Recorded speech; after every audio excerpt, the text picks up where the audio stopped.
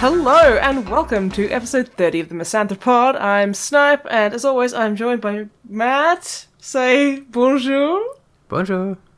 And Wib. Say hello. Hello. I can't help but notice that a few weeks ago we happened to mention that you say it the same, the intro the same every single time. And so ever since then, you've been trying to do it different. It's just sounded weird. It just throws me off. Nah. I don't like change. Good, you pricks. Fucking picking on me. I don't know. I just giving me a bit of a complex about it. I'm trying to.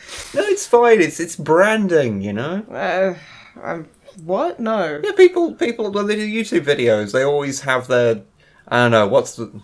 How do people introduce YouTube videos? We just tend to ramble. Hey guys, it's your boy 420 No Scope XXX69 your mom. What is up? Yeah, and that's kind of their branding, you know. Okay. They start like that. They start like utterly awful people. Do they get better? They don't get better. We really don't have the moral high ground here, because like Drummer Matt's the only one here who's like has a soul, because he doesn't have a YouTube gaming channel. Yeah, there is that. We are, like, I say these things... We are the scum of the earth. Yeah, I say these things with the understanding we are the worst. Oh, absolutely. The literal worst. Yeah. So, Drummer Butt, what have you been up to this week? And the week before, because this is every 2 weeks. Okay, in good news, I've played quite a lot of Overwatch. Cool. I'm proud of you. I'm level... Oh god, what am I? 20-something. Ooh. Which isn't bad. 22 or something. Yeah. I have nothing to show for it though, because I've basically been playing on arcade mode, mostly Mystery Heroes, to try and get used to like everyone. Yeah. There's no stats for arcade mode, so according to Overwatch, I played for like 2 hours ever. Yeah, no, we've been... Because when we go on these days, it is mostly to get the crates, so we just play in arcade mode all the time. Yeah. I think we've been at like 259 hours played for about 6 months. Yeah. They have been saying that they've been meaning to implement it for a while, though. What, arcade stats? Yes, which a lot of people want. Yeah, I don't understand why that isn't there. Yeah, I don't know. I don't get it. I mean, I get not having it for like the custom matches. That's fine. Yeah, if it was just time spent custom matches. I think the reason is that arcade covers a fairly wide variety of different game types, and trying to conflate all the stats together, especially when you have stuff like Total Mayhem, which skews your stats somewhat for Yes. Okay, I just want a gameplay stat. That's all I want. Yeah, just tell me how long I've played or how many like people I've played as most. Yeah.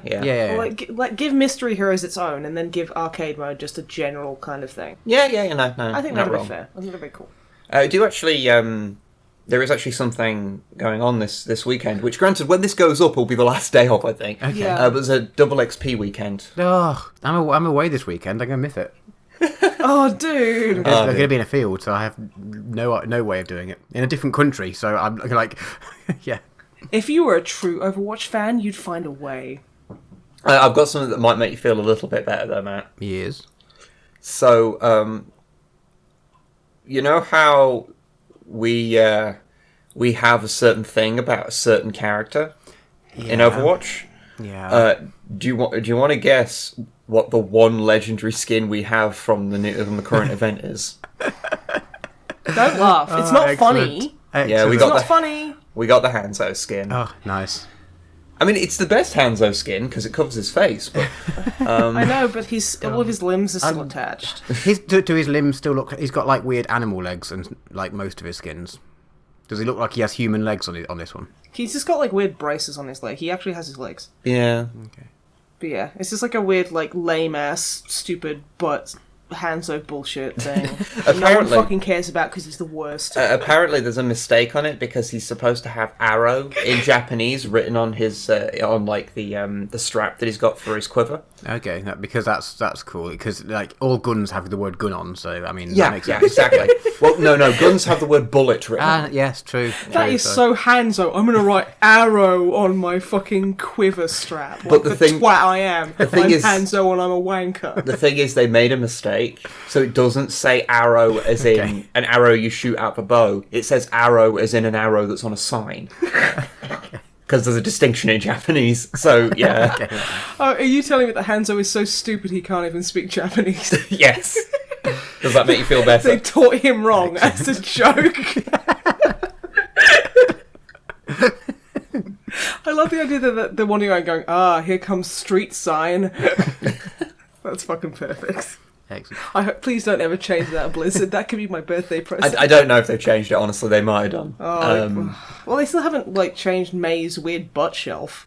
Yeah. They promised to change that. What? So May on her New Year skin, she has like a butt shelf. Hey, what? Like, because she's the way she's standing in her New Year garb. What's it like? There's the weed canister at the back, and just the way it goes, it makes the mesh of her arse just come out as like a shelf, and then it continues as normal. It's really fucking weird. It's Okay, I'll check just it out at weird. some point.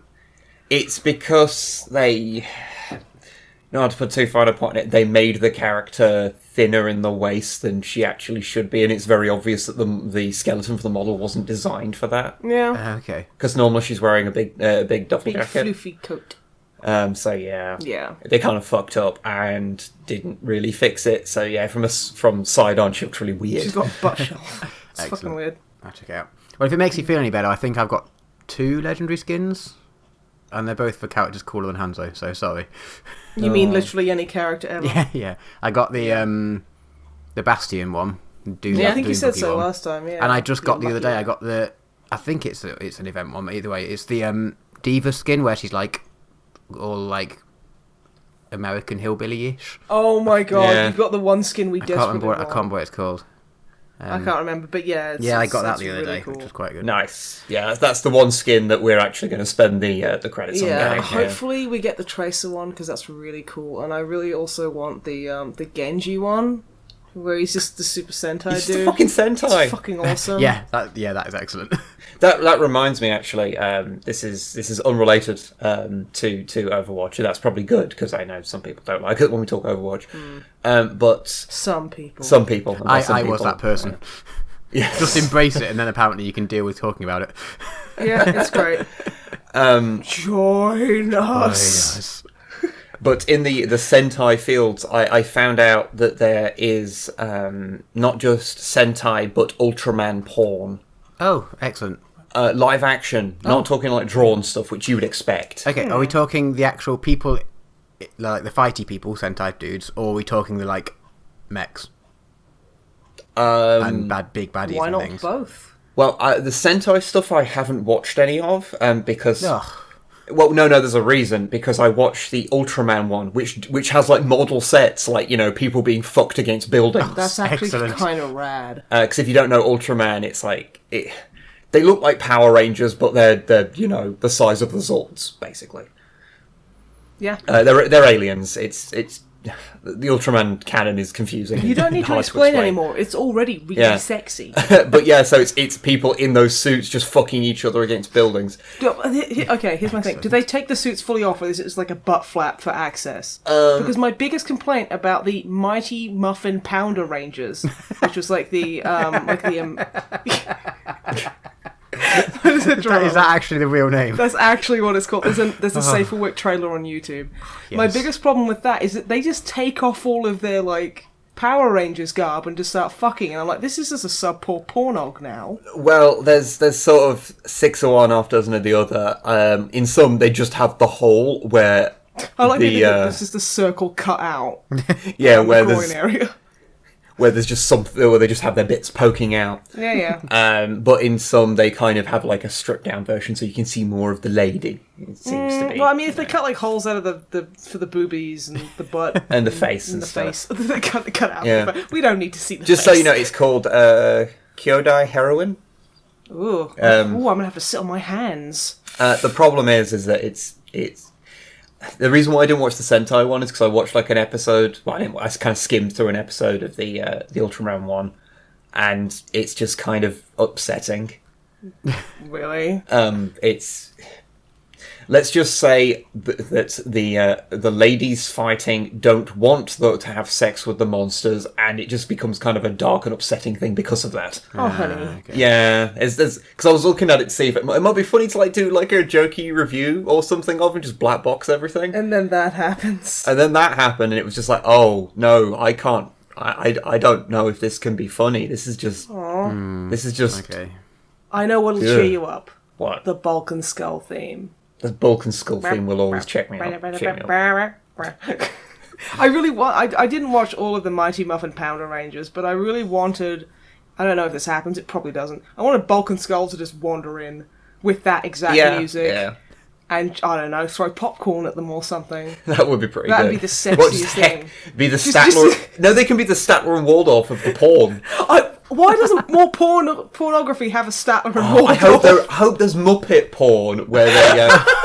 where you have a Statler and Waldorf, like critiquing the porn. Oh, God. Excellent. I mean, that probably exists, right? Well, I mean, if you think about it, a naked Muppet is just someone's arm. You're not wrong. Go, over like finger banging porn, you're literally watching Muppet porn, am I right? Yeah. Although I have seen like someone did model like they modeled like a Muppet guy and gave him a dong. Excellent. Yeah, it's really weird. Was it from Avenue Q? I don't know. Honestly, I was just like, I just saw on Twitter like lol, this Muppet sliding into my DMs with a dick pic, and he's just like, hey girl, and there's just pictures of this Muppet's dick, and I'm like, the fuck am I looking at? Twitter is truly a gift to humanity. Well, it's definitely something. It's a gift and our greatest curse. That's why aliens haven't made contact yet, and they're like, fucking Muppet dick pics, we're leaving. Yeah. But no, I need to do a petition to make it so, like, there needs to be the Statler and Waldorf of porn. Yeah. That would be amazing. Maybe we can do that. We can sit there and just riff on porn. Like, obviously, a lot of black boxing will be required, and we can just be really dismissive about everything that's happening. Are you suggesting that we become the Mystery Science Theater 3000 of porn?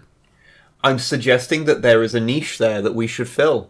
Oh, just why? like the people are doing in those porns. Oh, yes. We should probably stop talking about porn. I don't know. I think it is fairly, I hate to talk about brands again, but it is very on brand for us. It is. Slanesh as always. God. So apart from the porns, how are you doing, Matthew? What else were you up to? The last 2 weeks, I reckon I spent maybe a third of the time sleeping, fine. A third of the time playing Overwatch, and the other third of the time, and also any time in Overwatch while waiting for a game, playing Magikarp Jump. You can't see me, but I'm hanging my head in shame. Good. Yeah, I've heard of Magikarp Jump, but it's an official Pokemon game on phones, made by like the official Pokemon company.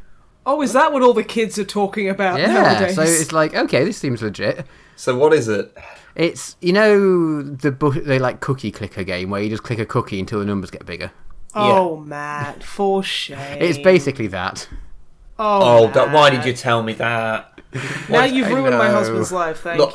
I have a weakness. Yeah, I know, me too. In my soul for clicker games. Yeah, I'm very surprised that you don't have it. I'm so surprised. I'd heard the name, but I hadn't checked it out yet, so I didn't know. I didn't know that it was literally my kryptonite. Yeah. Well, do you want me to confiscate your phone? That's probably a good idea. The in-depth backstory is yes, tell me. that you fish up a Magikarp, but then instead of fighting it, because, I mean, you can't fight it, or instead of doing the normal Magikarp thing of starting it in a fight, swapping it out, having someone competent beating someone up, and then leveling Magikarp till you get the Gyarados. With this, you have a Magikarp, and then you feed it, and then it levels up, and the higher level it is, the higher it can jump, and you take it on tournaments to jump against other Magikarp. That sounds fantastic. Really? And it has like a stone on it, an Everstone, so it can't ever evolve. Although you can break the stone and make it evolve into a Gyarados, and you're like, well, I mean, that can't enter competition, so you just start again. Okay. Yeah. That is literally it. There's nothing else. I'm struggling to find the motivation here, but I guess it's just not for me. Yeah, I mean, all kind of joking aside, like, yeah. Is that going to fuck up your life? I mean, yeah, I'm going to play it. Of course I'm going to play it. Sorry. Honestly, it'll give me more time to play games on the computers. Well, no, that's the joy of it, because there's not that much you can do on it at a time. So you play an Overwatch or whatever, and then you die, and then you have to wait to respawn for 10 seconds. You can just quickly play Magikarp Jump for a few seconds and jump back into Overwatch. Or you just sit there and don't do anything for 10 seconds and maybe observe the battlefield and see where the enemy's moving and what the teammates are fucking positioning themselves at. I can occupy myself for like 10 seconds. I don't know. Those 10 seconds for me are usually filled staving off the existential dread I feel all times. So this is a good distraction from that. So what? To be fair, isn't literally everything a distraction? Hello, welcome to the MisanthroPod. We distract you from the dreaded existentialism that you're probably going to experience the moment you stop listening to us talk about bullshit. I like the idea that I want them to. I mean, it doesn't have a box, but I want them to put it on the App Store of a review for Magikarp Jump. Magikarp Jump helps you stave off the bitter knowledge that entropy will one day swallow us all. 5 stars. 5 stars. But in positive news, everyone feels like that, so you're not weird for feeling like that. I'm glad. I'm glad that everyone is directed towards everyone, not specifically you. Oh, okay. That's fine. So it's probably fine, right?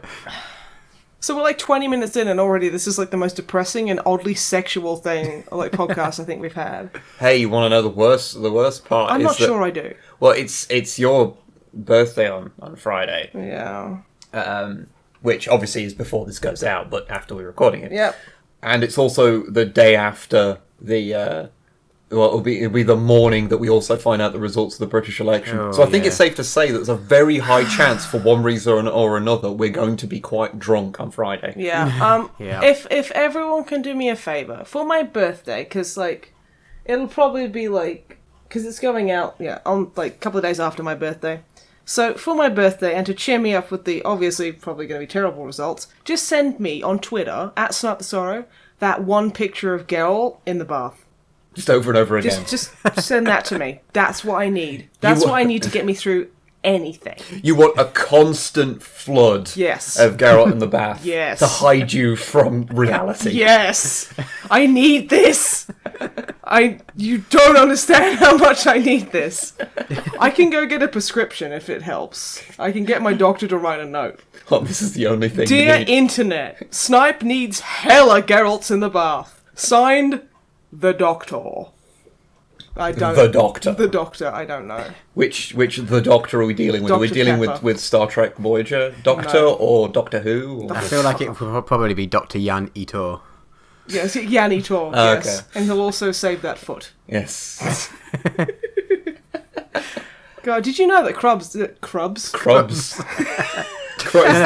is the name of the new series they made. It didn't go very well. Or is this like the Chinese bootleg version? Yeah. Yes, it is. Where every episode is just 20 minutes of, Family Guy, dubbed in Polish. Just spliced in between. Spliced in. That's a really fucked up Chinese bootleg. Oh, you've never seen a Chinese bootleg, have you? Like a really bad one. See, I was thinking of the actual content of the show, not the cover. Oh. Yeah, me too. Shut up. But yeah, Krubs. I can't remember what I was talking about. And then there was Krubs, and then that was all. Krubs is all. Krubs is everything now. Krubs is your life. But yeah, just actually that actually goes for anything. I think anyone, if they just send someone a picture of Geralt in the bath, I think that's going to make their day better. You know what I mean? I don't know, unless it's just a really pure, wonderful thing that just it makes you feel good. Unless they have a phobia of large men in the bath. Then I'm sorry, natural selection should just take you. Fucking hell. I thought it was my job to say the really harsh things in the guise of humour. It's my birthday soon. Let me just have this one. Also, is this how you really feel? This is not a joke. seems a bit harsh, Hang on, personally. I'm getting my phone. I need to look at that picture of Geralt in the tub.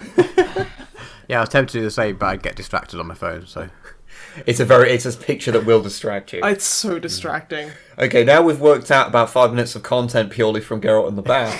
Is there anything else that you've done, I can Matt? work out so much more content from Geralt in the bath. Maybe not on brand for this podcast, but trust me, I've got it. I've got it backed up my sleeve for a rainy day. That sounds way worse than I intended. Yeah, I was going to say, the next few minutes of the podcast are just going to sound moist. Well, yeah, because of all the soapy suds from the tub. Because he's in the bath. Yeah, he's in a bath. He's doing a splish splash. He's having a bath. Yeah. Cleaning his winkle. Now, probably, but I don't feel like prying. He's having all this like medieval sex, you need to He's wash also it off. immune to disease. Yeah, but that doesn't mean you don't have That to doesn't wash mean it he off. doesn't stink, I know. Can he carry diseases, even though he's immune to having I've them? always wondered that. I don't think he can. I'd say if it's Okay. something like pubic lice, I say he would, because that's an external thing. We've had this conversation many a time. I don't know why we... Okay, right. Yeah, we have. Well, like, I turn over in the morning and he's like, "Oh, good morning." I'm like, "So, do you think Geralt is a carrier of disease?" And he's like, "Oh, fuck, not the pubic lice again. Please, no." He's patient zero, basically. Yeah. Probably. We should stop talking about Geralt of Rivia's sex life, honestly. And I will get to The Witcher 3 when I fucking get to it, everybody, before anyone types out that fucking comment. I will get to it, you little shits. So apart from Magikarp Jump, what have you been doing? Ah, yes. Not that much, to be honest. Very little bit of D&D prep for our session last weekend. But I didn't need to do much because you guys go through it at a nice, leisurely pace. We're slow, is what you're saying. The stuff that I prepare for, like, a session usually lasts 2. So it means every other session I don't have to do much. Well, you're welcome. Yeah. I guess we could go into what happened in our most recent D&D session, because people seem to like us discussing our failings. Even if they don't, I like talking about it, so sorry. We're still going to talk about it. Okay, where do we start? Okay. Well, we had to finish the last session in the middle of a dungeon where we were trying to get a gem out of a thing, and we had to solve a thing in 2 rooms that were like knowledge and power. To then get these stone things to put in a stone wizard's hand. Yeah. Yes, a statue is better than saying a stone wizard. Yeah, and then we had to turn the fucking statue. Yeah. Oh, it was a mess. But the first room, we did the first room the previous week, and then this week we had to solve another room which had like a water-based puzzle, where we had to like complete a circuit to get water from a waterfall to land in a hole on the other side. In a hole on the other side. Yeah. There was like stone guttering all the way around. There was like 2 like interruptions in the actual guttering. It was very Crystal Maze. Not a bad thing. Not a bad thing. And fortunately, Ash, who's playing a rogue, he remembered that I happened to be carrying a flask of endless water. Poor drummer Matt. Which meant that we could technically bypass the puzzle because we didn't have to finish the circuit. But that meant we didn't have to. We didn't realise to begin with. We didn't even trigger the puzzle. We solved it before it was technically triggered. So the room had a stone door that was supposed to snap down. Yep. And we completed the puzzle before it was triggered. And so the door just started getting really confused and just messing about. We were like, ooh, and my character was freaking out going, that's going to shut and it's going to fucking drown us. Yeah. We're going to drown. See you later, shitlords. We're all going to drown.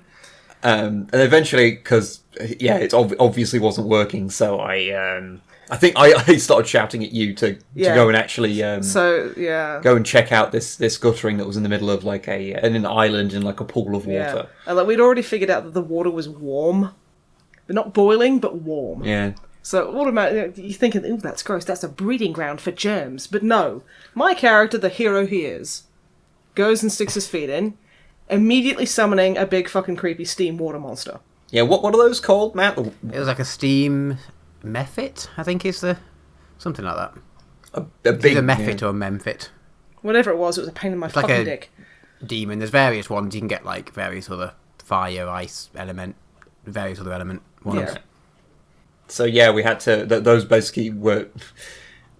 Every time we killed one came back. So By every time you mean we killed one and one came back and then that was it. well, yeah, but it would have gone on forever. you already, it was meant to be a distraction from solving the puzzle, but you'd solved the puzzle before you started it. So Yeah, we're just that good, ladies and gentlemen. Yeah. Then that's when our strange, like, binary rolling started. Oh, this was bad. Where there was an inordinate amount of natural 1s and natural 20s being rolled. But there were also, like, all of the natural ones were when we really needed it, and all the natural 20s was when it was fucking useless. So, in doing this, we got the piece of the statue that we needed to activate to go to the next part.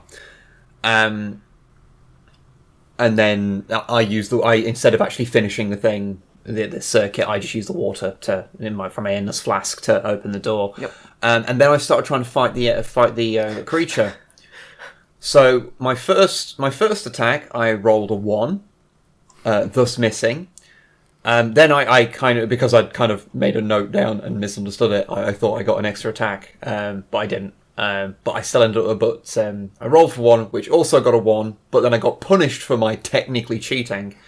Karmically. Because by rolling a second one, somebody, not saying any names, decided that meant that my axe got stuck in a door.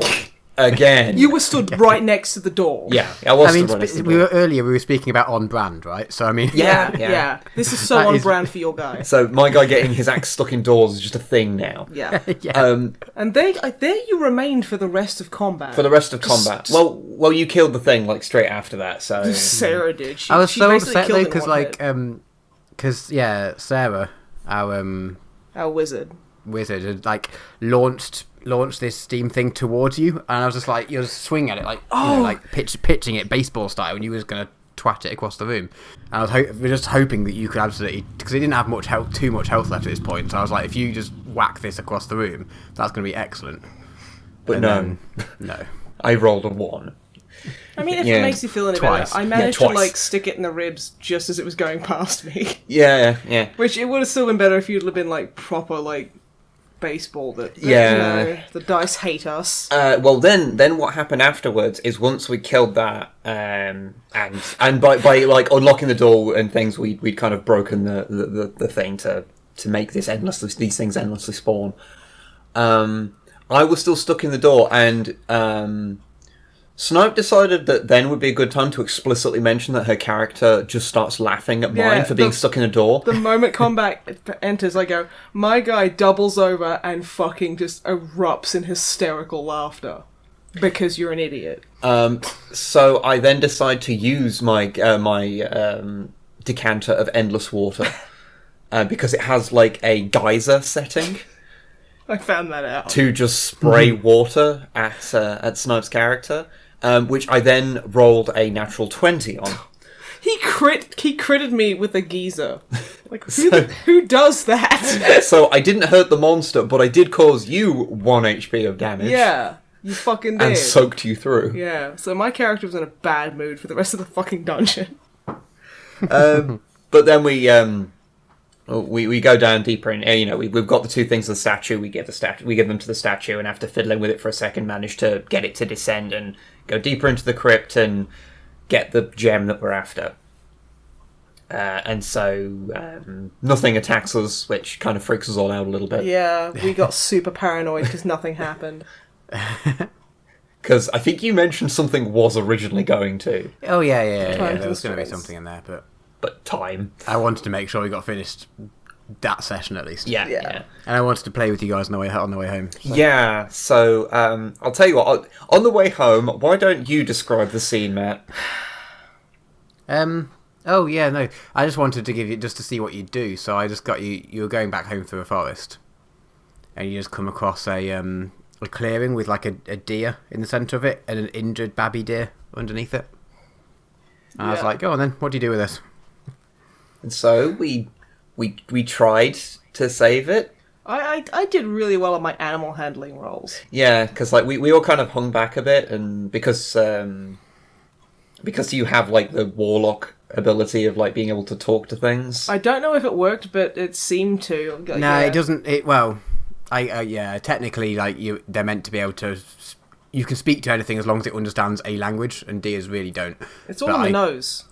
But I just give you a bit of a bonus on your animal handling roll, just to say that just to use it a bit. Yeah, no worries. To calm it. Yeah.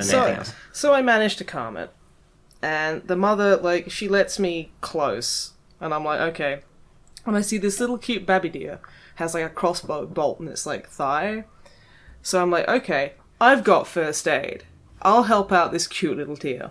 So I grab it, and what is it I roll? I roll Dex, which I have a -1 to. Well, you rolled a 1, which meant that because you had -1 Dex, you rolled a 0 technically. I rolled a 0. Yeah. So, I'm trying to remember exactly how Drummer Matt described this. I yank out the crossbow bolt, but I do it clumsily, and I tear a chunk of leg out with the bolt.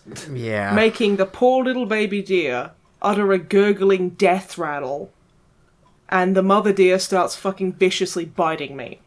Yeah, the baby deer. I had no idea how. I was just like, how do I do? It's already basically dead, and you just hurt it more.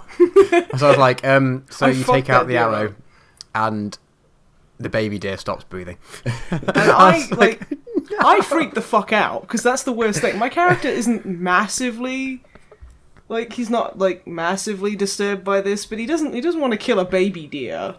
And I'm just like... And more importantly, you in real life, even being told that you've killed a fake, imaginary deer. Non-existing deer, that's still more than you can deal with. I couldn't fucking deal with it. So I'm like, I'm pushing the mother deer away, and I'm pouring a health potion down this baby deer's throat, shaking its neck and holding its mouth shut, live, damn it, live! And I managed... Because, of course, right? Yeah. And then the mother deer stops mauling me horribly and lets me go. And that was literally for barely any reason, because it's just on the crossbow bolt was I figured out that it was from goblins. If I remember rightly, you also managed to roll a 20 on that as well, on the perception roll. This was the thing, it was all 1s and 20s. Oh, I'll kill the deer, but the arrow, ooh, that's really important. Fucking dice. The thing is, we only have 2 D20s, and after the first one was segregated, we quarantined away because of rolling my double 1s. It was okay, now this other one's doing it as well. Yep. I think there's an infection that's spread. Mm-hmm. We need to get new dice. Those ones are broken. So then, the real the real fucking nonsense of the session happened, where there was a camp of goblins. Oh yeah, that we tried to sneak up on. Yeah. Well, what happened was I botched my sneak roll. No, we were trying to walk through the clearing with the deer in it very quietly. Everyone did really well. I just apparently took out my adventurer's pack and started banging pots and pans together. Oh no, Sarah rolled terribly as well. I was seriously, I was Leadfoot Nathan. It was just Ash and I that rolled well. It was, I'm just wandering around screaming, I am so great, smacking trees with sticks. But we didn't get close enough, and the thing was well, luckily enough, you sent the rogue first, because you were aware that the point of the deer thing as well, just to see what you'd do, was to say if you found out the arrow and noticed that it was goblin, you'd know that there's goblin camp around. As if you didn't notice it, you wouldn't have been sneaking; they would have ambushed you instead of you ambushing them. Nice. Ambush. And then so you get up. Luckily, you send the rogue first, and his perception somehow managed to just about to notice the goblin camp before they notice your awful stealth rolls. Yeah, my screaming in the background. Yeah, but then the problem kind of occurred that out of kind of character, I think the problem is that I was the only one in the group that knew how crap goblins are. I did try and say. I said it is generally known that goblins are little bitches. Yeah. Yeah, but when I see 6 of them, I don't think that I still panic. The point of that was just because we hadn't really used the so to anyone who doesn't play D&D, there's you roll for initiative, which I'm assuming everyone's heard the phrase at least. Yeah. And you get your turn order, but if you surprise someone, the people who are surprised don't get a turn in the first go. So it doesn't matter which way you roll your initiative. If you're all jumping out at the same time, you get to ambush them first, sort of thing. Yeah. So I was sort of like, okay, well, we haven't really used the surprise mechanic in it yet. There's not been chance, so I'll do this thing where you can surprise them, and then you'll learn about the surprise mechanic, and sort of trying to sort of drip feed rules into you as we go along. Yeah. That didn't really happen. It didn't really happen at all. So basically, because we're sort of playing with new mechanics and things, and like various spells and abilities. We're still relatively new to it. Spells we haven't used, so we will look for any excuse to use these mechanics. Like me with the decanter of water. Like, I'll have any excuse to use it because it's interesting. So it was struck upon early on in the discussion of what to do that Snipe's character Nathan should use his disguise, because there's like a many faces ability, massive many faces, where you can kind of disguise yourself as anything, and it was as a joke it was like, hey, how about you disguise as a sexy goblin to distract them? Yeah, the big problem being that I can only change, like, if a character uses it, they can only change their height by about a foot, and they can't change their body type, and this guy's big. Like, Nathan's quite broad. Yeah, but I think that in body type it means more you can't be a centaur than you But can't... I still like the idea of just basically my character covered in green paint going, "Ooh, hello, sexy man goblins. I think I said it... a little pretty lady goblin." I think I said at the time you'd be like the Brienne of Tarth of goblins. And if you don't think that's badass... I mean, no, that is pretty badass, but still, that's a bit weird. So my plan to sort of integrate these interesting mechanics was, okay, so because Asher's Rogue has got some like ability to create smoke, steam, like a obscuring mist. Obscuring mist. Yeah, he's a arcane trickster, so he knows a few spells. So I was like, okay, why don't you cast that around them to kind of hide them, to kind of like obscure their vision, and then we'll get Nathan to come out as a sexy goblin to distract them while we're sneaking up behind them, and then we can ambush them and take out like half of them, and then even the numbers, because there's like 6 of them, and then it'll be nice and simple. Apparently, no, that's not the plan we went with. So what happened, Snipe? Do you want to inform the people what you did? No. Do you want me to inform the people what you did? No. Do you want no one to ever know what you did? Yeah. I'm just gonna be cringing in the corner over here. Okay, so Nathan... my precursor to this story, ladies and gentlemen, I really love the roleplay side of D&D, and I really want to get good at bluffing and that kind of stuff, which is why I put myself in such stupid fucking situations. That and my character is a bit of an impulsive twat. Yeah. So this is a very bad mix for literally everyone else. Yeah, especially considering you're a squishy warlock. Yes. So, what happened was, before we'd kind of agreed on, like, movement, or where we were going to sneak to be able to get in there, Snipe's character, Nathan, takes off his shirt, and this is a distraction, by the way. Well, if he'd have been fully clothed, it would have been really weird. Yeah, and then runs wildly through the camp, screaming, and gets to the other side of it and shouts "base" when gets to a tree. So, as damage control, Asher's Rogue creates the mist to at least obscure the vision of like 3 of them. But now, rather than us being in a sensible place to sneak up, now we've just got one character out there with their dick in the wind. All of the enemies are notified there is someone for them to hurt, and we've all got to fucking bolt across the area to get to them. So yeah, it doesn't go well. I had it under control. You mean when those 2 goblins came up for you and just beat the shit out of you? Yeah, all according to plan. I wanted to lull them into a false sense of security. They were beating me like a fucking pinata. They really were. I got down to like 4 hit points. Because you were super low because you weren't you'd been injured by the previous dungeon and being bitten by a deer. So yeah, and my water, and you hurt me as well. So you weren't in a good shape. I was covered in deer bites. I was wet through. So how did you deal with this situation?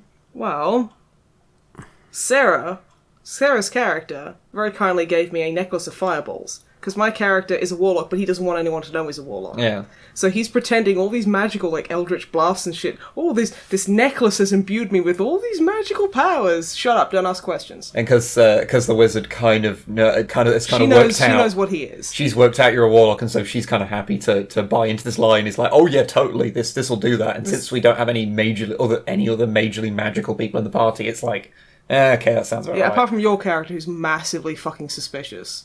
I'm gonna have to bump him off. Well, yeah, it's just because our two characters are constantly, bantering. Yeah, we're having mad bants. Mad bants all day, bruv. So luckily, 2 of them come at me and start smacking on me like a fucking piñata, which in hindsight I probably maybe deserve. A little bit. I yank because like the necklace of fireballs has like 6 gems on it, and if you throw it, it casts like a 3rd level fireball spell. So I pop one of those. It's like, I either do this or I'm fucking down. And I vaporized the 2 goblins bugging me. Yeah. And then I kind of just held my guts in and lay on the floor while everyone else fought, because I was like, I'm fucking tired. I'm just gonna lie down because I have a really big owie. And then just to add insult to injury, there was a mage goblin, I guess. Like a caster, yeah. Yeah, and he cast a thing that, like, I presume it nullified physical damage. It just meant that it was I can't remember what the spell's called. Sanctuary, maybe. It was something like if anyone wants to attack it with anything, they have to roll a wisdom check first. Oh, okay.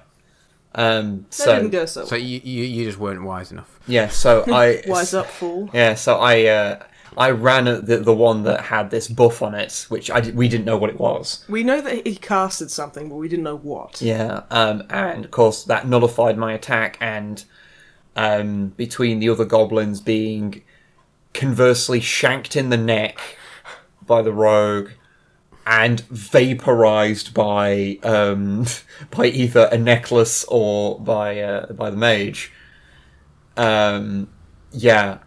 I basically did nothing. No, you went and you attacked him and it just bounced off. Yeah, so in that entire session, I did not do a single hit point of damage to any enemy. The only HP I did, like damage I did to anyone, was to Snipe's character by hitting him with a geyser of water. That is the only damage I did. That's basically all I did was use my decanter the entire game. I used my decanter a couple of times. You know what? Just throw your fucking axes away. Just carry that thing around. Yeah.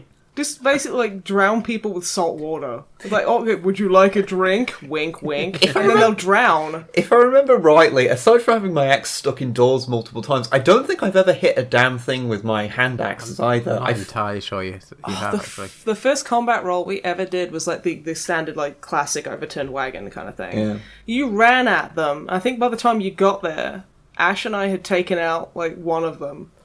And then on your way, you threw all your hand axes and just missed horribly. Yeah. And then by the time you got there, both of them were dead. Yeah. And you were like, oh, okay. I don't have much luck with my no. with my dwarf. Well, However, when he does get into combat, he's a fucking beast. Well, I mean, you say that you throw your axe away. Though there's no point in throwing away. Just next time you get him stuck in a door, just don't get it out. Just leave Just him. be like, okay, right, no, that's staying there now. that'll be a warning to all door. I know what you could do. Next time you get into a combat, just visualize your enemy as a door. Hey, yeah. They're fucked then. That's a good idea. Yeah. Every time I fight an enemy, I'll just imagine my greatest enemy. The doors. The doors. You just hate Jim Morrison's music. Yes. Annoyingly, we've been in dungeons, so I haven't been able to use any of my terrible punk song puns. This is true. Okay, we're gonna have to. Yeah, okay. You're gonna have to go exploring. They're all written down. I got like a handful of them written down. Nice. So nice. That's some good prep you got there. Yeah. Okay. Fine. So I got to think up more short jokes. Oh, also the most important part. Okay, humble listeners. The most important part of that session was we finally named our tavern keeper. Yes. He finally got a name. The halfling tavern keeper. I mean, well, he had a name before, you just hadn't asked him. No, I just didn't care. Look, he gave me Aeol. He did always have a name. He had a name before you met him. Now he has a better name. What was his name previously, just out of interest? Oh, I can't remember. Tara Strong. I like the way that you don't remember either. You're like fucking having a go at me for not knowing his name. Hey, look, I know it. I just don't remember it. It's written down. Ah! See, I never knew it, so that makes you worse because you forgot it. But anyway, so... Basically, his name came about as an amalgamation of the various notes that we had. Yeah, so on my notes, because it was like a month in between sessions because, just, adult life being shit. And on my notes I had Steve the Beholder. And then I had, like, an arrow away from that with Steve's tools circled twice. And I was like, I don't know what the fuck that means. Steve is apparently a beholder. We haven't had any mention of beholders. I don't know where that came from. I don't know anything about tools. And then, Drummer Matt, you were looking at your notes after a break, and you thought you'd written Steam down on a piece of paper. But because you literally have, like, doctor's handwriting, it looked like the word blurm. Yeah. Which isn't a word I appreciate. So, Somehow those two things got kind of conflated together, and the innkeeper is now known as Steve Blurm. He's named after a beholder. That's literally how he introduced himself. Yeah. Hello, Steve Blurm, named after a beholder. Like, all right, that's a thing that we all have to deal with now. Steve Blurm sounds like Steve Bloom. Yes, Steve Blum. Yeah. So that's fine. Admittedly, I'm never quite sure how to pronounce Steve Bloom's... Not Steve. It's pretty. You just pronounce it right. How to pronounce Steve Bloom's name? Is it supposed to be Steve Bloom or Steve Blum? That's true. I always alternate just so I'm right half the time. Yeah. I hear people pronounce it both ways, and I'm like, I've not heard him say his own name. Yeah. I mean, I guess I could. Excuse me, sir. Could you say your own name for me? I could just go and watch an interview. Oh, come on, that's too easy. Like I had to do for fucking what's his name, Ricardo Orsi, for the guy that wrote into Star Trek Into Darkness. Okay. And he's a 9/11 truther, and I was doing a section on him on the video that I made. Yeah. And so I needed to make sure whether his name was pronounced Orki or Orsi. Well, he's no Steve Blurm. He's not. No, he is no Steve Blum. No. Is anyone? I think it might be Steve Blurms. No, it's Steve Blurm. There might be an S on the end. No. Was it not? No, it was Steve Blurm. Okay. I remember because I wrote it down and circled it twice, which is going to confuse the fuck out of me next time we play. If I circle things twice, that's like a death sentence. It's in the podcast now, so one of us is probably going to remember. Oh yeah, because I listen to our podcasts. Well, one of us has to when we edit the damn thing. Well, not technically. Well, listening, just checking audio levels and cutting out all of the 40-minute racist tirades one of us goes on. Matt. Usually Drummer Matt, yeah. Oh my god, Drummer Matt, please! Could you cut that out? I can't. Oh my god. I can't believe what he just said. I'm so glad we don't do this live. About the Dutch as well. I mean, why do you even feel that way about the Dutch? Bloody lowlanders. Did you fucking just? So yeah, D&D. I am learning very harsh lessons. Yeah. Correctly so. So I'm sorry, like, anyone who actually plays is just sitting there screaming, "Don't split the fucking party, you moron." Yeah. I'm like, no, you're right. But it was really funny. So... I did nearly die, so I did suffer from my hubris. You were really panicking because you were down to like 4 HP, but it's not like you die as soon as you hit. I've never really done that in D&D, so I was just like, once I get to 0, I'm going to have to, like, kill one of you at some point. Like, no. Or at least get you down to no HP, just so you can see what happens. Well, if it's going to be anyone, it's going to Nathan. Probably. It's going to be Nathan. Probably. Knowing him. Isn't he the best, like, medic in the group as well? He is. Oh. Yeah. Have fun with that, fuckers. This is not a good combination. The thing is, like, Nathan is a mess, so... Most well-rounded character, because he's a complete fucking mess. Oh, Jesus. But yeah, so we'll move on. We'll be continuing that in a couple of weeks. Yeah. So that should be fun. Hopefully a couple of weeks, not a month. Yeah, where we just forget everything that's going on. Apart from... I am never going to forget Steve Blurm. He stays with us in our heart. I love you, Steve Blurm. So I'm trying to think, like, apart from D&D, because I was thinking before the podcast of what I've been up to, like, do I have any games to talk about or whatever? Mm-hmm. And I realised no. Oh. I've been having another one of those couple of weeks where I have spent most of the time doing research or something stupid like that. Oh yeah, so stupid. Doesn't really actually. Well, Somehow I managed to spend all of my time busy doing things, but would have nothing to show for it. I'm not quite sure how this works. Welcome to my life. Apart from that just being life in general. To be fair, I spent most of today sitting at like a half-finished story I'd written, just going, I don't know what to write, and that was pretty mentally taxing, actually. Yeah. So I know how it gets you. And the only thing to kind of slightly mention, and I won't talk about it much because obviously it's not, in other parts haven't gone up yet, but we have beat Eisenhorn Xenos now. No, nice. It's shit, by the way. Spoiler alert, it's not very good. The ending sucks. Oh my god, does it suck? Won't say why it sucks, although it is kind of funny that we come up, the corridor that Eisenhorn keeps ending up into. The exposition corridor. Yeah, the exposition corridor. Snipe comes up with a theory about what's actually happening there. Oh, yeah. And it's not true, but... It's true. But you could headcanon that it's true because the game does kind of look like it's true. Yeah. So I call it like 4 episodes away from so that's pretty fun. Yeah. Yeah. There's I think there's like 3 parts left to go up. Well, I guess it'll be like 2 maybe after this goes up. Yeah. So yeah, it's not great. It still manages to break a couple of times. Yeah. Yeah. Like there's a part where we have to, because there's a very defined control scheme between in combat and out of combat. So you can't do any of your combat things out of combat and vice versa. Which means that at one point the game decides to make us fight a group of people, and then afterwards you have to activate a portal. But it decides that several of the people that I'm supposed to fight are about 3 miles away. Beneath us. We can just see little health bars at the bottom. And to even be able to move off the section that I'm on, I need to be able to activate these portals. But no, I'm stuck in combat. Yep. So that's the type of thing that we have to deal with. But the demon is slain. It's done now.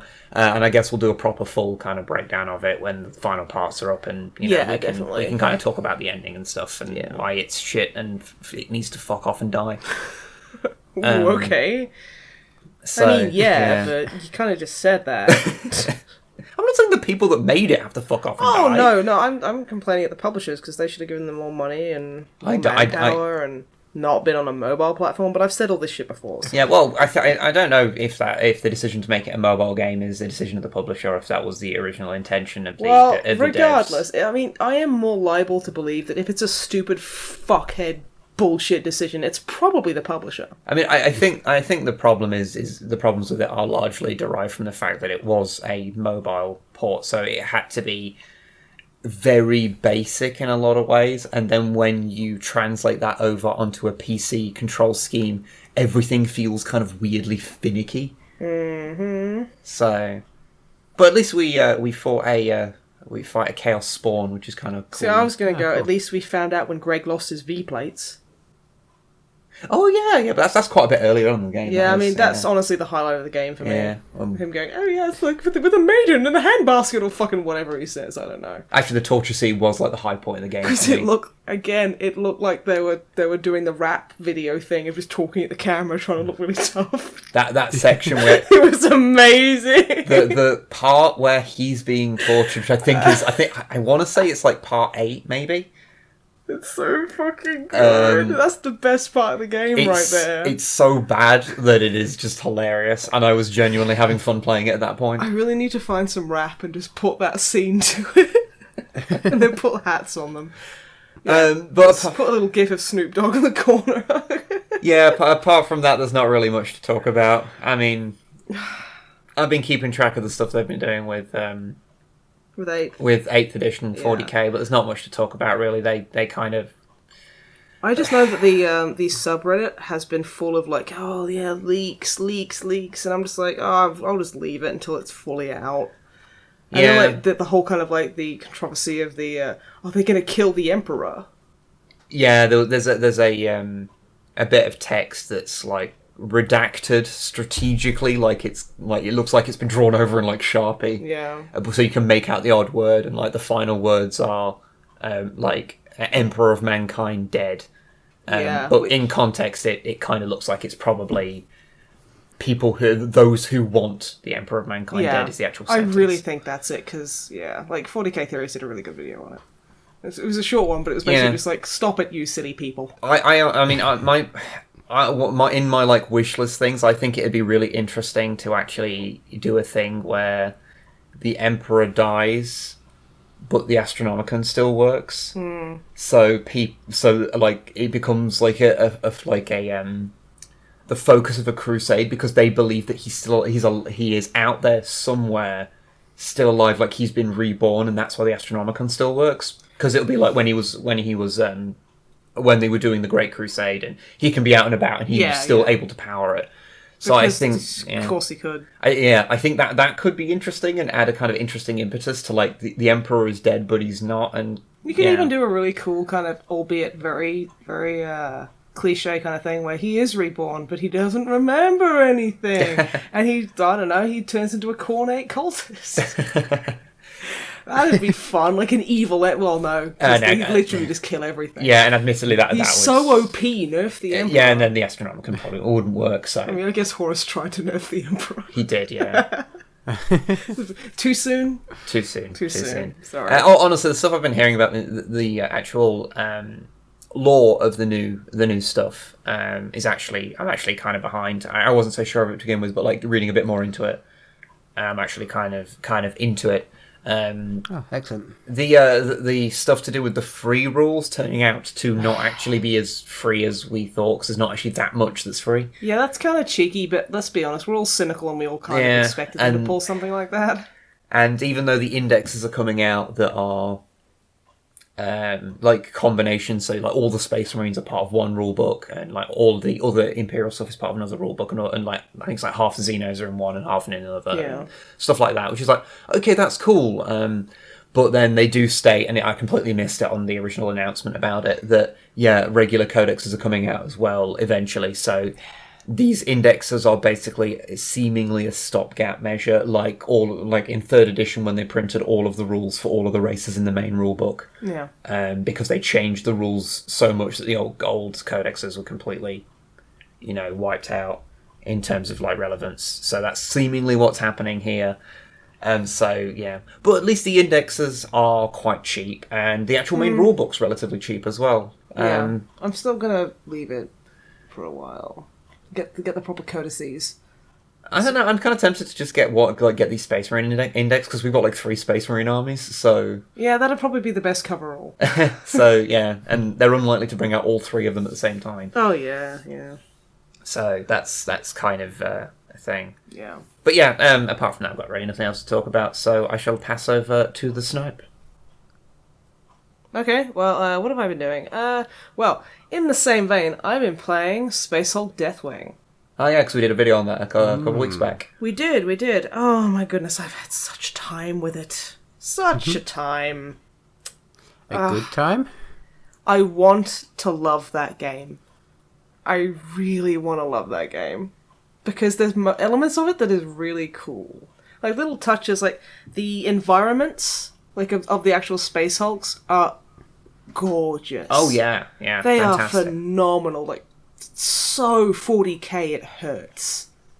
Like all this big overblown fancy architecture, and it's all busted because Space Hulks. Unsubtle mechanisms covered in Gothic architecture. Yeah, and it's just beautiful.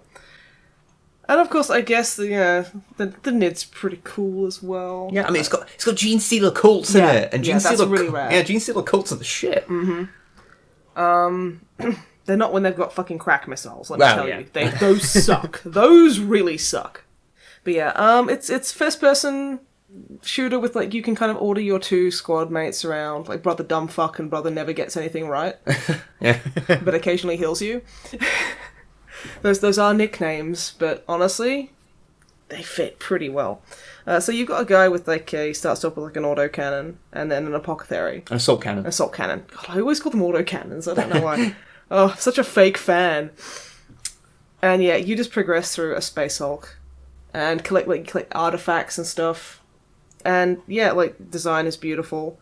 The Marines, the Terminators look really cool. Oh yeah, They I look mean very cool. one of them, the one who starts off with it. I think it's the one who starts with an assault cannon. Yeah, That's that's got he's got the Deathwatch arm because Yeah. he used to be a member of the Deathwatch. Yeah, I think that is Just such a nice touch. They totally didn't need to do that, but that's like a little nod for the people that play the tabletop or into the lore and don't just play the video games, Yeah. because you wouldn't know what that was. Yeah, it just looks like fancy stuff. But yeah, no, there's that, and like, yeah, I mean, like the story's kind of like it's not super heavy on story.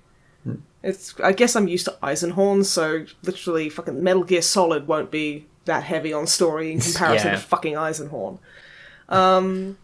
But yeah, you look and you find... Oh, I don't really want to spoil it, but you find basically the corpse of an old Dark Angel, and he's in black. Ooh, so And I'm just Heresy like, or Dark yeah, Angel. and I'm like, oh wow, that's cool. And like, yeah, the guy, like, I can't remember what his name is, like, Brother Belial, but he's like, oh yes, I'm Belial. It's like, no, you've pronounced it wrong. You fucked up your own name. In fairness, I did look this up, and it seems there is some arguments of how you pronounce Belial. Yeah, because you pronounce it Belial, and if you don't, then you're wrong. And Belial is how some people pronounce it. Yeah. Or Belial. Nah, Belial, fuck off. Yeah, no, I couldn't actually find a distinction of what the proper pronunciation is. I only know what I pronounced it as when I'd never heard it said out loud. That's fair. That's So- fair. And he gets on the horn and is like, oh my, this is this guy, and quick with your, because you play Is that verbatim? Yes. Okay. And you play as a librarian, so he's like, oh quick, delve into his memories. So I'm like, this is cool. And I delve into his memories, and it spawns me as his dick. What? Okay, let me explain this. So, the guy sitting on, like, he's like lying on a table and he's dead. Yeah.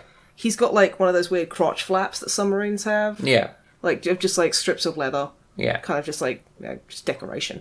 And then like you kind of look at and you press the button and it kind of everything goes red to kind of show that you're kind of probing his mind. And then like you fades to black and then it fades out and it's like this big black and red kind of like big room like kind of that you've got to make your way through. I couldn't quite tell this, however, because it spawned me as his dick. And I had the leather flaps in front of the camera. And his thighs either side.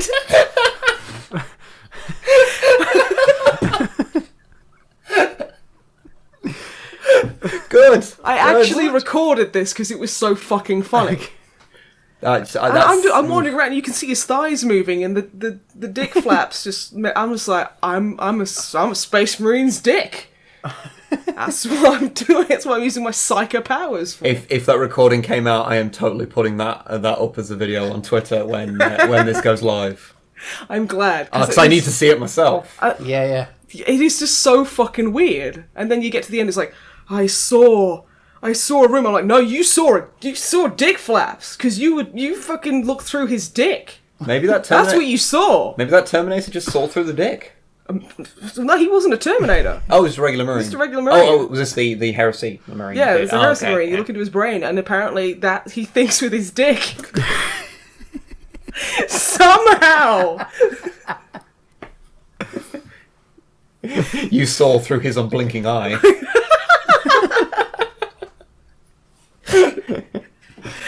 It could be said. Oh, I think it should be a thing now, because like if people should refer to the end of their dick as their Eye of Horus.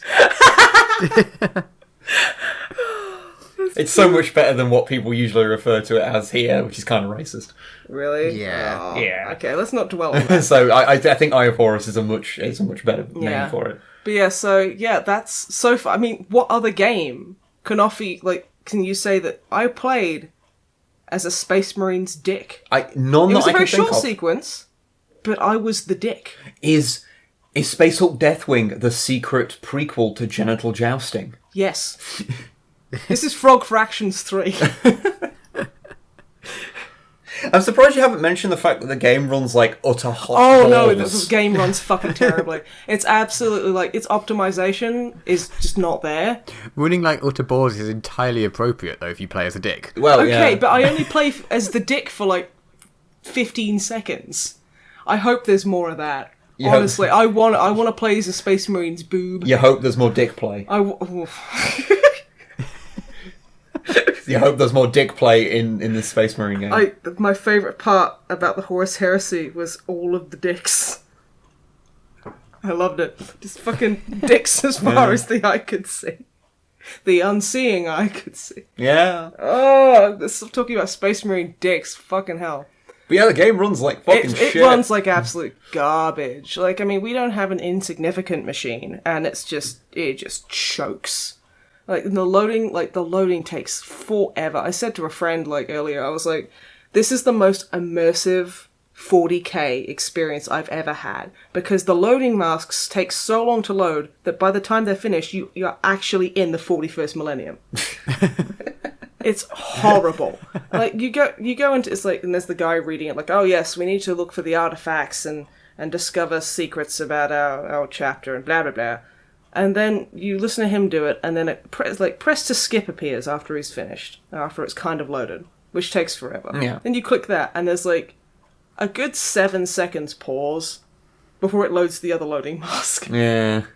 And it's like, did you just loading mask a loading mask? You see, because I've only played a little bit of it when I was getting it prepared for recording, and I noticed that it's one of those games where running it on different graphical settings, whilst it does affect it a bit, like you will get a lower frame rate the higher you put it, but it doesn't affect it that much. It still chokes no matter how low down you put it. There's always moments where it just completely craps itself. And half the comments are people talking about that. It seems to be that it was like that for everyone at launch. It was just optimized like shit. Yeah. And it seems that at this point, it's pretty much a roll of the dice. If it works on your machine properly, or if it just runs like shit. And we're one of the people that gets that it runs like shit. Yeah. I mean, like, it does look really nice. I mean, on medium, it looked pretty good.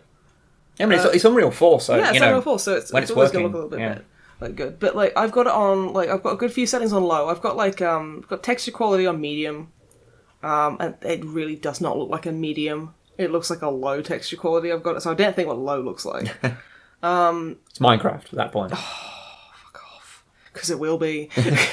But yeah, I'm thinking maybe it's like one of those magic combination games with the settings where it's not just you put it on low, you put it on medium. It's, you have to turn this one thing off and this one thing up massively high, and then it'll work.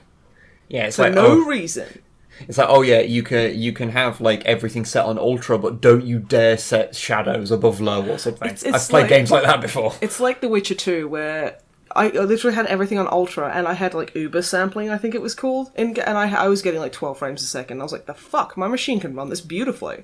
And then there's this like really choppy frame rate with Witcher 2, and the first thing was turn off Uber sampling. It's literally fucking worthless. What does Uber sampling even do? It samples things in an Uber-like fashion. Okay. Yeah. I don't fucking know. So I turned that off and it ran fucking beautifully. And it's like, why is... That's the I want my game to run like shit, please button. Like the Tress Effects thing on the frame rate Tomb Raider and the Tomb Raider reboot. Yeah. The frame rate harbor, basically. Yeah. But yeah, this... Oh, God, it runs bad. But I mean, I really, really want to like it. Because it's like, you can tell... There's little touches there where you're like...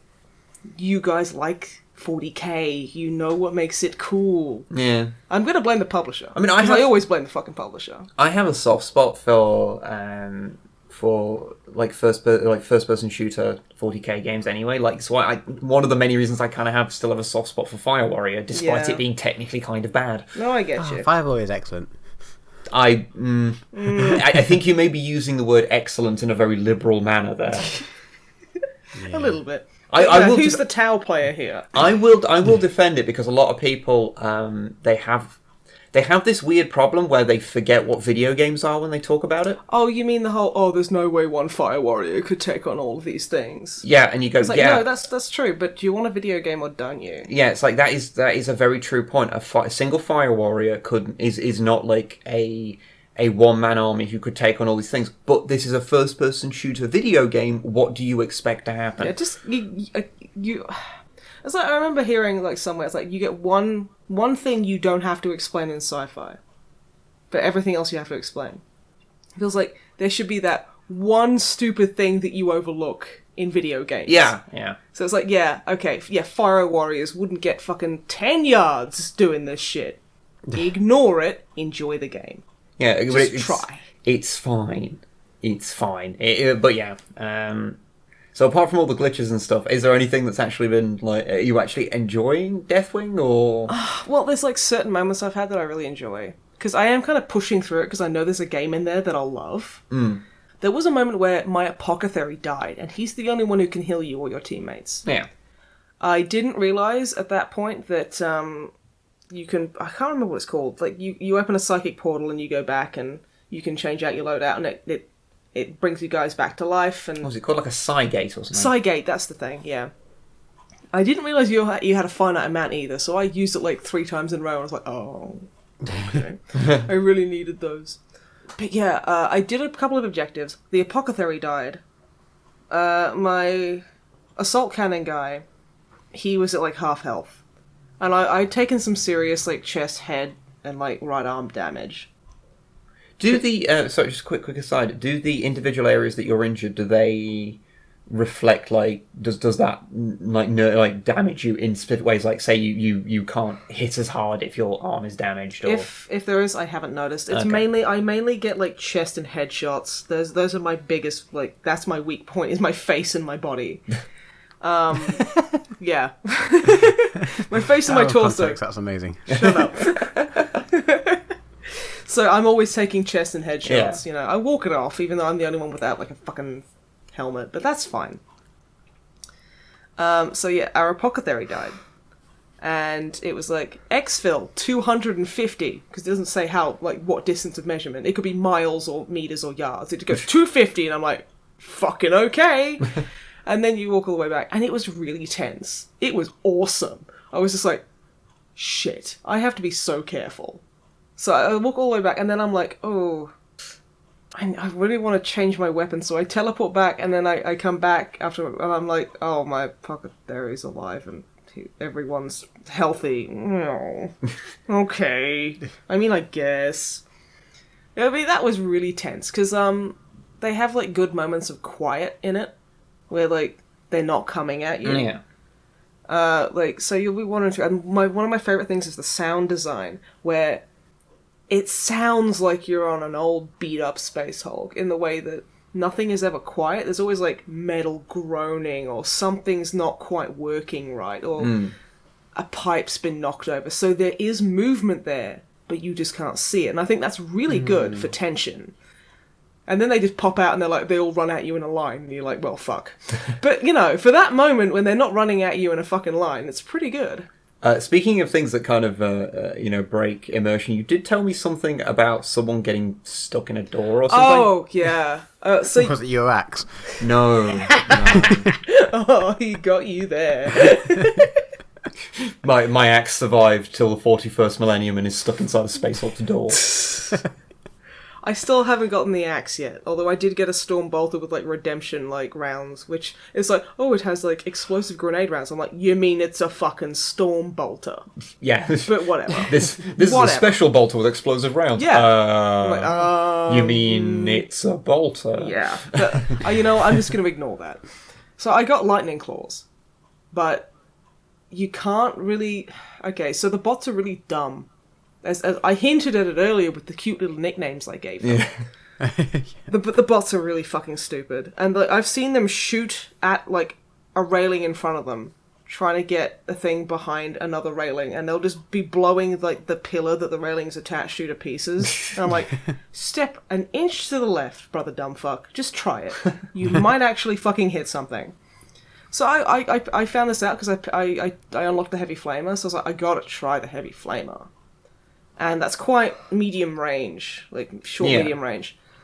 And like you get the Gene Stealer cultists with like crack missiles, and those things melt you. So I was just like, okay, I got my Flammenwerfer is not close enough. So I try and get closer, and I spray him. And yeah, my teammates are just like, what? Ranged combat? That's silly. That's for heretics. So I assume you have the exact same problem with the lightning claws then. Yeah. I don't. But exacerbated because you've got no range. I have no range at all. Well, the funny thing, they have a dependability slider for weapons, for most weapons. The standard bolt, like Storm Bolter you start out with, is just got full dependability. It's fine. I didn't know what that meant until I went with my Heavy Flamer, and it jammed. My Heavy Flamer fucking jammed. That's not good. That's not good. But I mean, like, okay, just in case anyone's wondering if that can happen, I guess that can technically happen, because a lot of, like, I mean, I can't really judge them by today's flamethrowers, but flamethrowers typically have two canisters. They have one that's typically got nitrogen in it, which is like a propulsion gas, and then they have the accelerant, which launches it out, and then there's the ignition, it gets there. And they're like, in the actual handle, there's like a thing, like a release valve. So it can jam. But it also, after 3 seconds, will not miraculously unjam. But again, do you want a video game or not? I mean, I guess any weapon can jam. Like, if it has any kind of projectile. Any knife moving, can't. Any moving parts. I like the idea of damn it, my knife is jammed. Well, In a door, probably. But anyway, you haven't told us about the door thing. Okay, the door. You've skirted around the issue. I just want to hear Draw Matt and, like, burn your balls some more about the fucking axe in the door. It's honestly. fine, I'm owning it. Yeah, I know, but it's so funny. Okay. So in this game, you can also shut doors and, more importantly, block doors behind you. Or in front of you, whatever you want to do. You can also punch through doors, which is fucking amazing. Equip the fucking power fist and just smack through doors. And you can do it with a power sword as well, but it takes like one hit with the power fist. Also, it's more satisfying to punch a door open. So satisfying. So I thought, you know what, I'll give this a go, because I'm sick of being flanked. I'm sick of them coming from behind me, because they introduce a new gene stealer. They introduce a new tyranny that's just a prick, and I hate him. So I'm like, you know what? I order my guys past me, because they're kind of like, if you stand there trying to open a door, one of them will always be stuck on the other side going, because that's what they do. And so I ordered them to go over, and he was like, okay. And then I shut the door and I bolt it. You kind of like electronically jam it so it doesn't open. And then I go, and I get halfway across the Space Hulk. And then I realise my assault cannon guy is nowhere to be fucking found. I look back and I see this tiny little icon all the way back at the start, and I'm like, that's my assault cannon guy. Didn't this exact same thing happen in the mod of Deathwing that we played years ago? Probably. I don't remember, it's been so long. Huh. So I go all the fucking way back, because I'm ordering him, he's like, I can't do that, brother. And I'm like, fucking why? So I go all the way back, and he's got his butt stuck in the door. I'm like, you are wearing tactical dreadnought armor.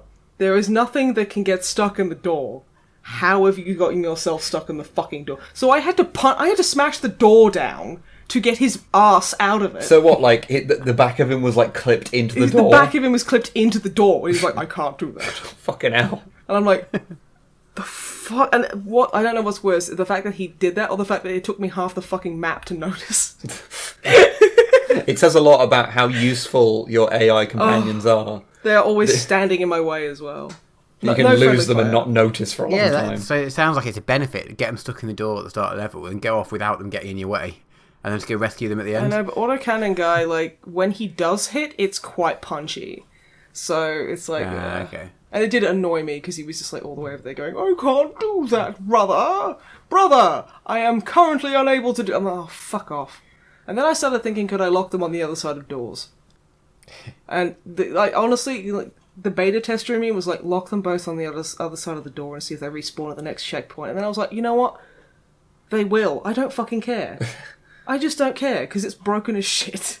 Yeah, I think the thing with Space Hulk Deathwing is that it fits into that category of, if the game works for you, like mechanically, the actual thing is running at a stable frame rate is good, and you can get it for cheaper, because it's quite expensive. It is, yeah. And you can get it for cheaper than like its regular price, like in a sale or something.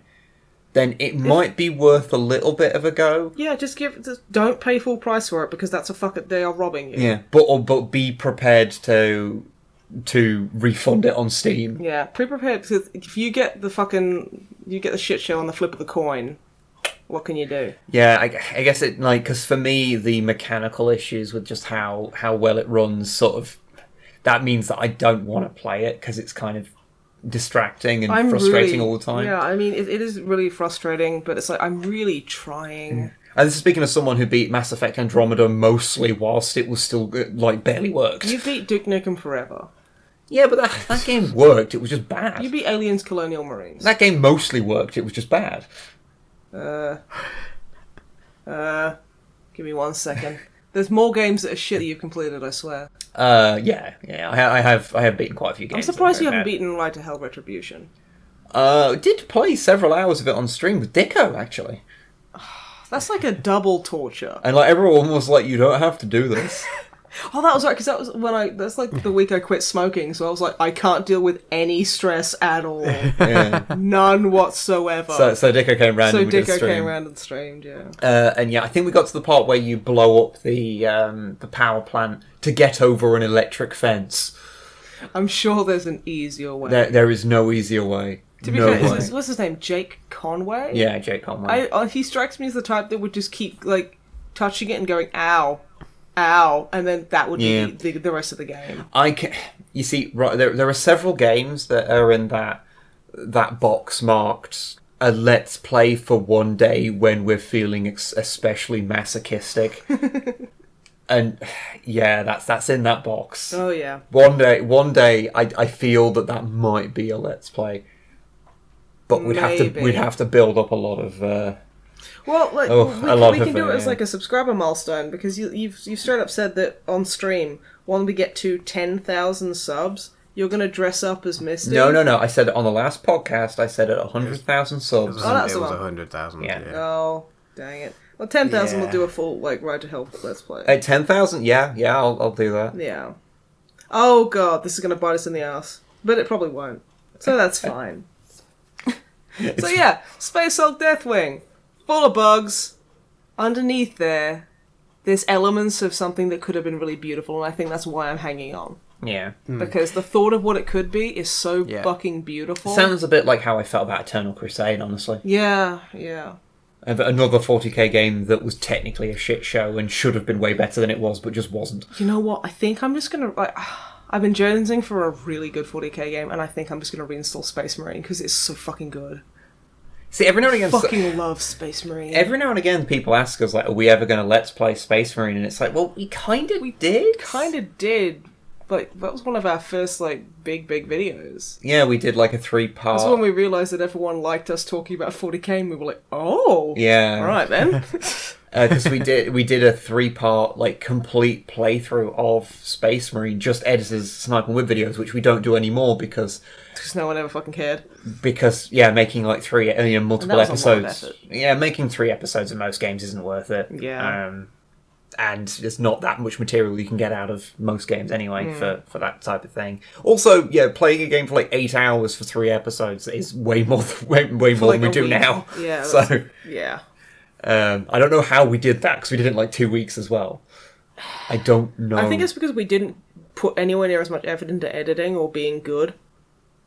I think it was because we were still like enamored by the entire concept, so putting like complete time and energy of every spare minute into it didn't feel like.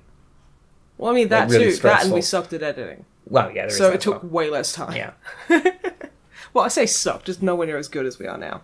What I like is that those episodes we deleted them years ago when we were first trying to get on a network, so that we didn't have any outstanding like copyright issues because it was flagging the music, and then now it's a rite of passage on YouTube. Yeah, and then re-edited them without the Space Marine music in it because it used to have it on the intro and outro. Yeah, and replaced it with the regular music that we have now. And now those videos are once again some of our most viewed videos. Yeah, like they're in like the top bracket. I don't go back and look because it's going to suck. They're not bad. It's going to be so bad. They're not that bad. I just want us to play a full Let's Play of Space Marine because.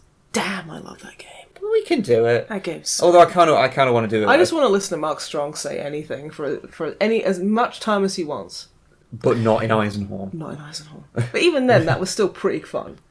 Yeah, it was still fun listening to Mark Strong, especially when he's talking to a fucking Captain Titus, and I'm like, well, he talks to someone called Titus or mentions them. Yeah, and I'm just like, oh well, that's like oh shit, I forgot the name now. There is a character, Severus, in... Snape? No. Oh, I am ashamed that it went to fucking, like, what is it? Fucking the worst witch or whatever. The worst Witch is actually he's pretty much a gender swap Harry Potter. It's actually kind of Well, weird. it came out before. Yeah, it did. But as then well. again, it just shows you, mankind, new ideas are so hard to come up with, and you'll probably have an idea very similar to someone else without actually ripping them off. But yeah, sure, because Sean Pertwee is the voice of is it Proteus? The main character in Ultraman's movie. I forgot his name now. Oh. I think I've blanked it out. But anyway, Sean Pertwee does his voice. I love Sean Pertwee. And there is another character in that called Severus. Sean Pertwee plays a character called Severus in Fire Warrior. He plays a governor. So But yeah, Brian Blessed's also in Fire Warrior, isn't as he? is Tom Baker. I fucking love it! The voice acting cast of Fire Warrior is fantastic. So it has to be said. good! So good! I Also, love as how you get all the a- good... It's kind of like 40k, video games are kind of like the Game of Thrones of, just feel... Hey, I know that actor and that actor and that... yeah. They're all really good, and they're all English, so they're in 40k. Love it. Yeah, I no. fucking love it. So good. This has been majority of this has been about fucking 40k. I don't think anyone's going to complain. I'm not going to complain, but there's one person who sits there and goes, what the fuck is 40k? They're going to be really mad at us. I think even if you don't care about Warhammer, but you watch this channel, or listen to this podcast, or Watch however, this however you're podcast and consuming, listen to this channel. however you're consuming this podcast, then you will at least by this point be either numb to our 40k references or understand what we're talking about. Yes. Even if you don't care. Mm-hmm. This is true. Mm-hmm. Well, I think we've the secret pilot for our 40k podcast went off pretty well. I don't know about what you guys think. The D&D and 40k. It's called the 40D and Dick password. Password? That was You reveal your password to everyone. 40 and dicks. Shit, now I have to change everything. You see, there are times when I notice that it's like you phase out whilst you're talking, and so your mouth just starts just making noises. And I think you were doing it there. You weren't actually saying words. Okay, there's shade and roasting, and then there's straight up being a douche. You said 40D and Dick password. I saw painkiller written down on the desktop, and I was like, so what begins with password? And I got really confused. So stop making fun of me. I'll turn the monitor off. No, because then I know it's off and there's something bad. Now I'm staring at Audacity recording. So now you can't see. Okay, I'm going to turn that off as well. Okay, there's no screens to look I'm at looking now. at that post-it note I posted on the monitor telling me to work. Okay, right. Okay, the post-it is gone. No! Just say goodbye to the people at home. Okay, thank you very much for joining us. Please don't mention my password. I've changed it by now. And we hope you have a lovely week. Yes. Drummer Matt doesn't, because he's horrible, but... And everyone remember to send pictures of Geralt in the bath to Yes. Snipe on Friday. Just send it to me all the time. Well- I want to go to a print shop, print off 8,000 of them, sit in a bath, and just have someone just make it rain on me. That's a bit too close to my head. Yes, that's too much. That's too much. And then I want a photo of that, and then I want to get in another bath and have those photos. Okay, on let's end this now. Okay, thanks for joining us. Bye. Bye. Bye. He actually turned the monitors off.